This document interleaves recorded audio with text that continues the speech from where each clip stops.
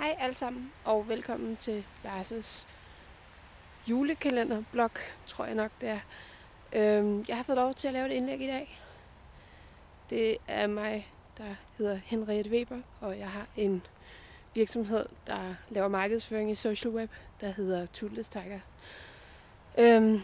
Det, som jeg egentlig godt kunne tænke mig at opfordre til, det er sgu, at folk de kommer lidt mere ind i kampen, når det gælder sociale medier. Altså, få nu skabt noget involvering, få nu brugt noget kreativitet og få mennesker til at synes bedre om jer på grund af de ting, I er passionerede omkring. Det handler ikke om at lave en fanside på Facebook, det kan sgu enhver idiot gøre. Men kreativitet, passion, autenticitet, substans, bemærkelsesværdighed, troværdighed. Vis for helvede, vis mig nu, hvem I er. Det vil jeg blive rigtig glad for.